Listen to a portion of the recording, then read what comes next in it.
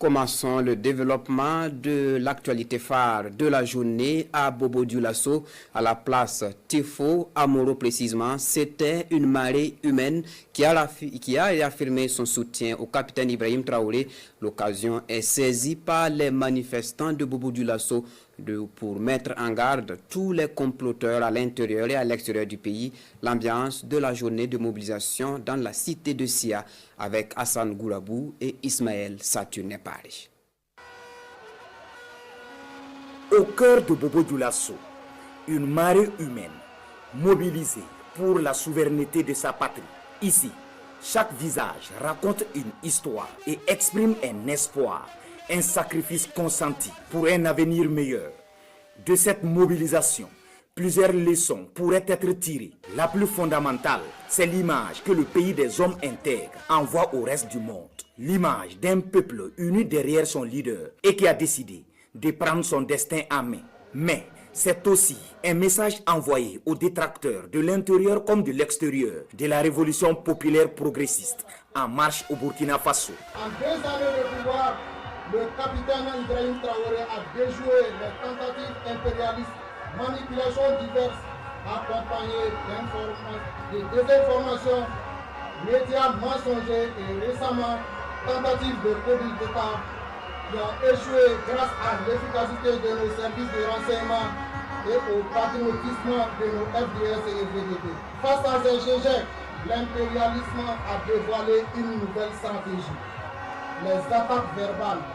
Ainsi, le 3 avril 2025, le général américain Michael Langley s'est permis de proférer devant le Sénat américain des mensonges grossiers en accusant notre président d'utiliser l'or du pays à des fins personnelles.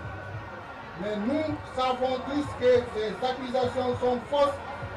Sous la présidence du capitaine Ibrahim Traoré, nous avons vu des acquisitions historiques en matière d'équipements militaires, agricoles, sanitaires, routiers, etc.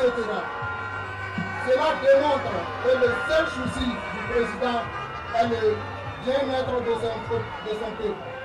Il a dit lui-même que son rêve est de faire du Burkina Faso un Eldorado. Pour les organisateurs, ce énième meeting est le signe que la flamme de l'espoir brille avec une intensité nouvelle. Elle éclaire le chemin tracé par le capitaine Ibrahim Traoré, un chemin de non-retour vers la souveraineté totale.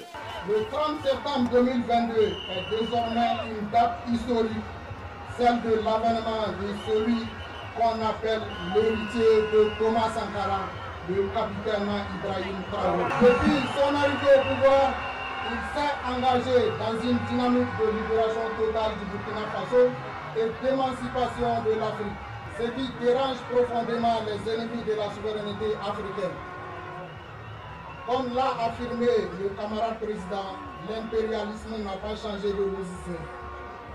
Il rêve encore de produire les événements tragiques de 1987 avec Ibrahim Traoré.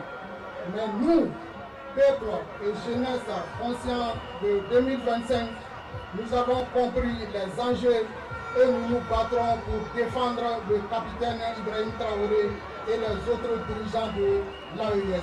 Au-delà des discours, ce regroupement est aussi un moment intense de communion, une énergie palpable qui unit toutes les couches de la société. C'est une vision partagée, un rêve commun, porté par le capitaine Ibrahim Traoré et embrassé par son peuple.